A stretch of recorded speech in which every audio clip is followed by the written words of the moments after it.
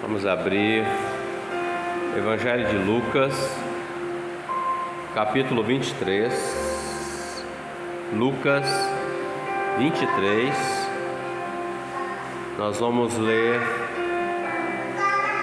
a partir do 38.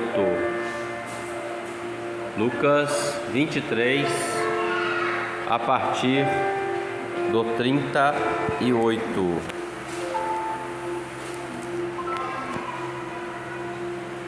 Amém? Verso 38 em diante diz assim: E também por cima dele estava um título escrito em letras gregas, romanas e hebraicas: Este é o Rei dos Judeus. E um dos malfeitores que estavam pendurados blasfemava dele, dizendo: Se tu és o Cristo, salva-te a ti mesmo e a nós. Respondendo, porém, o outro repreendia-o, dizendo: Tu nem ainda temes a Deus, estando na mesma condenação? E nós, na verdade, com justiça, porque recebemos o que os nossos feitos mereciam, mas este nenhum mal fez. E disse a Jesus: Senhor, lembra-te de mim quando entrares no teu reino. E disse-lhe Jesus: Em verdade te digo que hoje estarás comigo no paraíso. E era já quase a hora sexta, e houve trevas em toda a terra até a hora nona. Pode se assentar.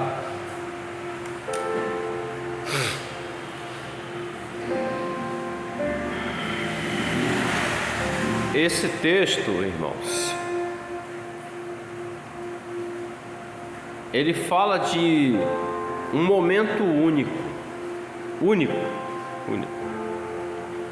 uma oportunidade única, porque o texto fala de um momento onde Jesus, juntamente com outros dois malfeitores, haviam sido sentenciados à morte de cruz, e os três foram levados ao Calvário, um de cada lado e Jesus ao meio deles, porém crucificados. Foi a pena que deram para eles, a pena máxima, ou uma das penas mais cruéis, que é a morte de cruz. Eles foram crucificados, levantados na cruz às 9 horas da manhã. E aí eles ficaram até que houve a morte de Cristo, e eles aceleraram o processo da morte dos outros dois. E o texto que lemos aqui, ele aponta e mostra algumas coisas. Primeiro,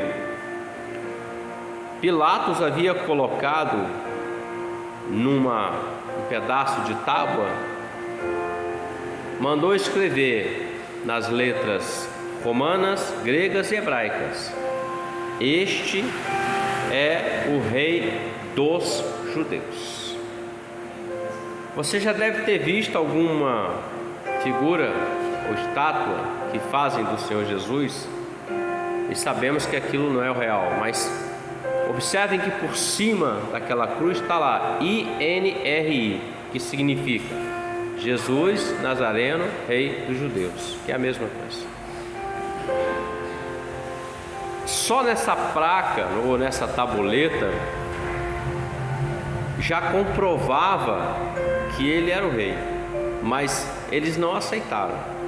As autoridades judaicas não reconheceram Jesus como sendo o Messias que havia de vir, o Rei, o Salvador, e fizeram de tudo para poder sentenciar o Senhor. Nós conhecemos a história, só relembrando, até o ponto de fazer com que Judas traia o Senhor por 30 moedas de prata, entregando Jesus. Tudo isso é profético, sabemos, mas foi uma traição, e traição é algo que dói na alma do homem. O texto fala que Jesus estava no meio e havia um de cada lado dele, 2 malfeitores. E nós lemos aqui que um deles, que estava ao lado do Senhor, ele começa a blasfemar, ele começa a dizer: se tu és o Cristo mesmo, salva você e salva nós também. A expressão "se tu é" quer dizer a expressão de dúvida. Eu não creio. É como Tomé, por exemplo: eu só vou crer se eu tocar nas feridas, eu preciso ver para crer. Muitos são assim. Mas o outro, ele entra e começa a falar com aquele outro amigo dele que estava ali, porque eles foram condenados pelo mesmo crime. Ele disse assim: nós estamos recebendo em nós mesmos o que é justo, porque nós erramos. Nós cometemos o delito, ou seja, ele confessou que eles erraram, de fato. E nós estamos recebendo em nós aquilo que a justiça determinou. Mas ele disse: mas esse daí nenhum mal fez. Preste bem atenção, meus irmãos. Eles estão desde as 9 da manhã. Nós lemos aqui que era a hora sexta, meio-dia. Eles estão de 9 de manhã até o meio-dia pregado no madeiro, sofrendo, sentindo dores, necessidades. E o próprio Senhor Jesus, além da dor física, havia aquela dor que mexe com a alma, porque não somente esse malfeitor, mas alguns passavam e diziam: curou a muitos, cura-te a ti mesmo, desce daí. Muitos que estavam ali tinham recebido do Senhor certamente uma palavra, uma orientação, um ensinamento, quem sabe até uma cura, uma necessidade foi dada a eles, mas eles estavam ali para ver o Jesus que foi pregado como sendo um malfeitor, sendo que ele era inocente. Pois bem, mas o que eu quero me ater é a esses 2 homens. Um estava exatamente como a multidão: tu não és o Cristo? Salva-te a ti mesmo, salva nós também. Ele estava blasfemando, falando contra o Senhor, duvidando do Senhor. O outro não, ele fazia uma defesa. E veja que nós lemos aqui, ele diz assim: mas esse aí não fez mal algum. Então ele estava lá naquele madeiro como o outro estava, e ele sabia que Jesus foi pregado ali como um inocente. Ele está dizendo: ele não fez mal algum. Então esse homem que tem um diálogo com o outro e faz a defesa do Senhor Jesus naquela discussão, naquele momento, ele está olhando para Jesus e está dizendo: ele não fez mal algum, ele é um inocente que está sendo crucificado, sentenciado à morte. E o texto diz que depois que ele faz essa defesa, ele faz um apelo para Jesus. É uma oração, irmãos. Não deixa de ser uma oração, porque quando falamos com Deus, é uma oração. Ainda que você diga assim: graças a Deus, é uma oração. Muito obrigado, glória a Deus, é uma oração. Esse homem, naqueles momentos dele ali, que ele já sabia que ele estava caminhando para a morte, eram os últimos minutos dele de vida terrena, ele diz assim: Senhor, lembra-te de mim quando entrares no teu reino. Ele olha para Jesus e não vê mal algum. E ele olha para Jesus e ele vê algo diferente. Ele fala assim: lembra-te de mim quando entrar no teu reino. Para alguém entrar num reino, ele precisa reconhecer que aquela pessoa daquele reino que ele está dizendo, ele é o rei daquele reino. Então quando ele olha para Jesus, ele reconhece que ele é o rei. o Messias que havia de vir. O homem, meus irmãos, o homem de um modo geral, a humanidade, ela olha para Jesus todo dia. Todos olham. Olha com um olhar às vezes de pena, ou pesar, melhor dizendo, no seu coração. Olha com um olhar de reconhecimento. E outros olham com um olhar de sendo um pecador buscando redenção com Deus. É uma escolha.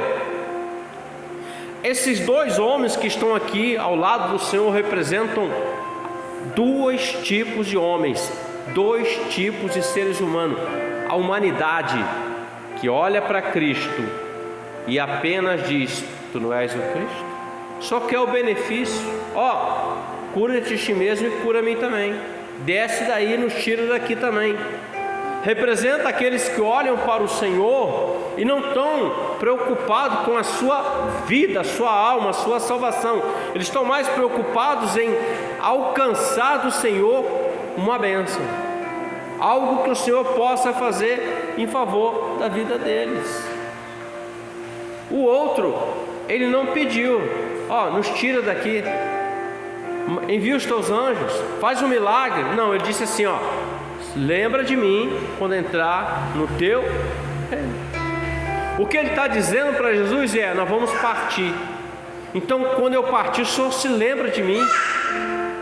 E Jesus disse para ele: ainda hoje estarás comigo no paraíso. Meus irmãos, eram os últimos minutos dos homens de vida. Apenas um deles reconheceu o Senhor. Ele olha para o Senhor, ele vê que não há condenação nenhuma sobre ele, porque não fez mal algum, e ele entende que aquele é o rei que vinha para reinar, o Messias, o Salvador. E ele clama ele, ele recebe esse benefício do Senhor. Os três ficaram de 9 da manhã até a hora que lemos aqui, nesse ponto da conversa, até o meio-dia. E eles ficaram, na verdade, até as 3 da tarde, no mesmo tempo que Jesus ficou cravado naquele madeiro. A exceção que Jesus entrega o Espírito dele às 3 da tarde.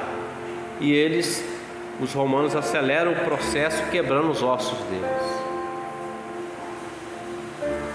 O homem, ele confia muito em si mesmo, na sua força, na sua saúde, no seu poder social, político, financeiro, religioso, porque aqui nós temos religiosos que condenaram o Senhor Jesus.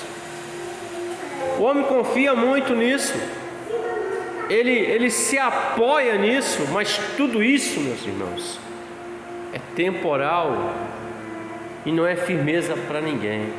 Quer ver uma coisa? 2019 todos aqui tínhamos muitos planos, não tínhamos, para 2020? O mundo tinha. O mundo sequer imaginou que iria acontecer o que aconteceu. Uma pandemia que ia parar o mundo inteiro, milhares de pessoas iriam morrer, o povo ia ficar trancado dentro de casa, ninguém saindo na rua. Ninguém imaginou que empresas iam quebrar, negócios iam fechar, pessoas iam perder a sua vida, ou tiraram a sua vida porque perderam seus bens. Ninguém imaginou que essa situação ia acontecer, porque todos estavam estabelecidos. Uns estavam estabelecidos nos seus empregos. Não, o emprego é bom, a empresa é boa, tranquilo, o salário é bom, maravilha, é multinacional, confiando. Mas nem multinacional suportou o vento que veio. Um vento, não é nem um temporal, é um vento que está passando sobre a face da terra. Ainda não acabou, mas estamos aí, entre aspas, já passou aquela parte mais forte, mas ainda estamos com esse vento passando. E deixou seus rastros. Quando eu digo rastro, eu digo perda familiar, parente que se foi, ao absurdo de nos últimos momentos da vida de alguém, ninguém poder ir lá sepultar.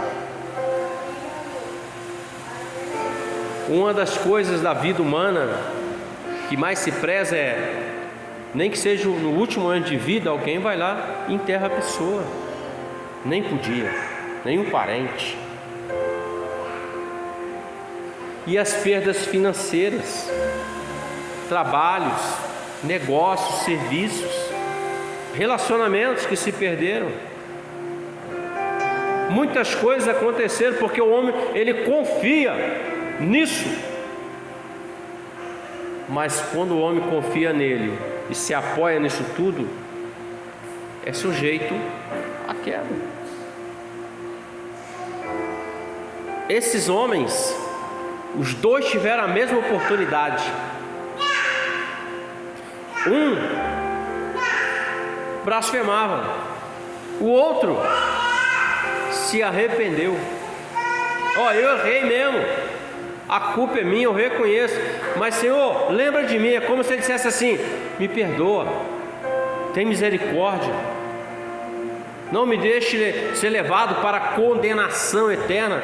Lembra de mim quando o Senhor entrar no teu reino. E Jesus já deu a sentença para ele: ainda hoje você estará comigo no paraíso. Ou seja, o Senhor absolveu ele dos pecados dele e o levou para a eternidade com ele. Escolha.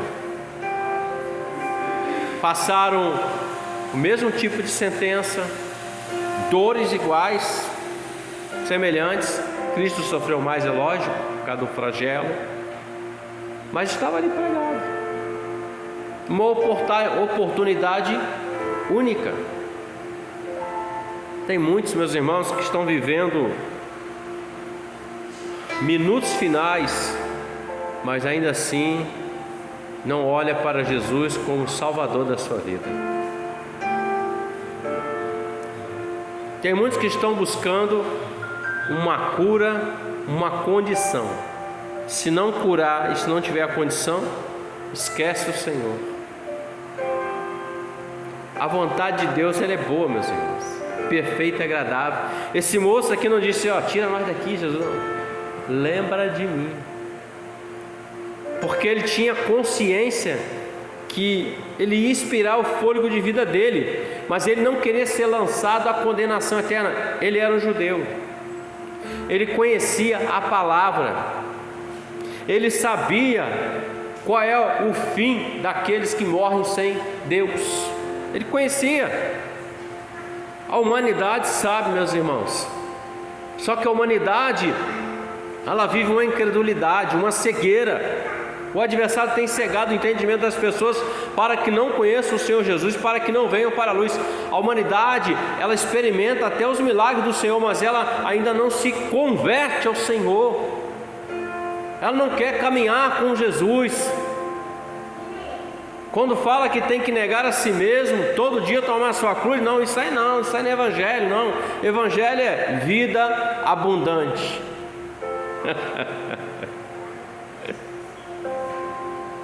Coitado de Elias, coitado de Eliseu, coitado do Pedro, coitado de Paulo, coitado dos apóstolos, coitado das igrejas que foram assassinadas nas arenas. Que vida abundante, meus irmãos, que o evangelho, o outro evangelho tem sido pregado. Não, eles morriam por amor do Senhor, porque a pátria deles, o coração deles, meus irmãos, não estava na terra. Eles diziam assim: você pode tirar nosso fôlego de vida aqui, mas quando nós abrimos os olhos, nós estaremos lá com ele na eternidade. Isso é fé, isso é acreditar. Oportunidade. Os dois tiveram a mesma oportunidade. Um olhou com um olhar para o Senhor, o outro olhou diferente. Durante todo o ministério que o Senhor tem me permitido, eu não me esqueço do menino de 15 anos que eu fui lá visitar no hospital Volta Redonda. E isso, meus irmãos, tem muitos anos, alguns anos. Menino forte, robusto, bonito, um rapaz, 15 anos de idade. Desmaiou, foi para o hospital. Aí a mãe que ia na igreja, o pai, eu fui lá visitar ele. Ele estava fora da igreja. Aí ele disse: não, pastor, agora eu vou voltar, é Deus mesmo, é Deus na minha vida. Eu falei assim: você vai voltar? Vai, então volta agora. Vamos aceitar Jesus aqui de novo, vamos reconhecer lá no hospital. Ele falou assim: amém. Então vamos confessar Jesus. Eu orei com ele ali. 7 dias depois o menino morreu. Um câncer raro, matou ele. Em 15 dias ele morreu. Internou num dia, 15º dia depois, lá no UTI, ele tem uma parada cardiorrespiratória. Morreu. Mas morreu com Cristo. A oportunidade estava lá. E se eu não fosse lá falar com ele? Sangue nas minhas costas. E se você não fala com alguém de Cristo? Sangue sobre você. Se eu não falo, sangue sobre mim. Irmão Firmino gostava de falar assim: eu nunca vi alguém pregar Ezequiel 38, que fala do ai dos pastores maus, ai dos servos maus. Tem muita gente servindo a Deus por aquilo que Deus dá a eles. Só por isso, meus irmãos. Mas quando a torneira fecha, vai embora. Quando o vento sopra contrário, vai embora. Não estão preocupados. Jesus falou assim: ó, muitos virão no meu nome, hein? Mas esses aí não tem parte comigo não. Esses aí são lobos cruéis, devoradores. São mercenários. Quando eles vê vindo o lobo, eles deixa o aprisco, deixa a ovelha morrer. As contas é com o Senhor. Ele teve aqui uma oportunidade, não deixou ela escapar. Ele olha para Jesus. Eu me perguntei, o que ele viu no Senhor Jesus? Ele viu que não tinha mal algum. Ele viu que, ele reconheceu que ele é rei, porque ele fala do reino. Ele olhou para o sangue, o sacrifício do Cordeiro. Porque nenhum de nós somos merecedores, irmãos. Nenhum. É o que Jesus falou para Paulo: Paulo, a minha graça te basta. Graça quer dizer favor imerecido. É o que o Senhor, Deus Pai, fez. Deu seu Filho para que todo aquele que nele crê não pereça, mas tenha a vida eterna. Não está escrito lá que tenha mansões, vida fácil, esplêndida, regalada. Não é isso. Salvação. Claro que Deus abre porta, Deus dá condição, sim. Mas Evangelho é salvação. Lá no madeiro, o homem olha para Cristo e ele alcança redenção. Os estudiosos da palavra dizem assim, até uma certa brincadeira, mas é uma verdade. Quando Jesus fala assim: ainda hoje estarás comigo no paraíso, ele diz assim: ele foi o primeiro que abriu a porta do paraíso e entrou com Cristo.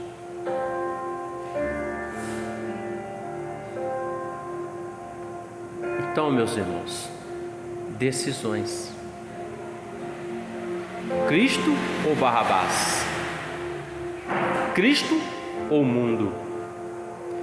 Cristo ou desce daí, cura-me, abre a porta, faz algo na minha vida? O que eu quero? Estar com Ele naquele grande dia? Ou apenas viver os benefícios do Evangelho nesse tempo? Todos aqueles que levantam a mão para o Senhor Jesus já vivem a eternidade. Qual é a eternidade, pastor? Estamos vivendo aqui, aprendendo, aperfeiçoando. Não é o que está escrito? Ele está nos aperfeiçoando até o grande dia. Então, quando você e eu entrarmos numa fornalha, não abandone o Senhor. Não desista. Não deixe de fazer aquilo que o Senhor colocou na sua mão e na minha para fazer. Vai doer? Vai. Mas Ele não te deixa sozinho. Ele está contigo na fornalha. Ele está contigo no vento. Ele está contigo também na calmaria.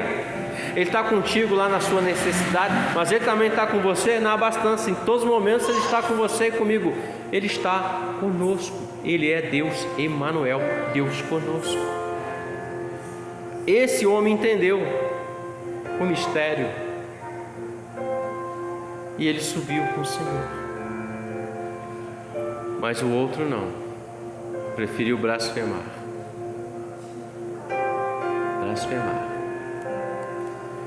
Existe uma igreja sem nome, sem placa, e é essa que é a noiva, que o noivo vai receber. Quem vai levar a noiva lá? O Espírito Santo. Ele que te molda, Ele que me molda, Ele que nos orienta, Ele que está...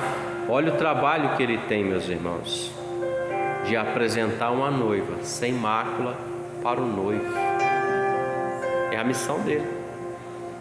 E convenhamos, nós homens somos cruéis às vezes, né? O apóstolo Paulo fala assim: o bem que eu devo fazer eu não faço, mas o mal está diante de mim, a esse muitas das vezes eu atendo a ele. Para Paulo dizer Cristo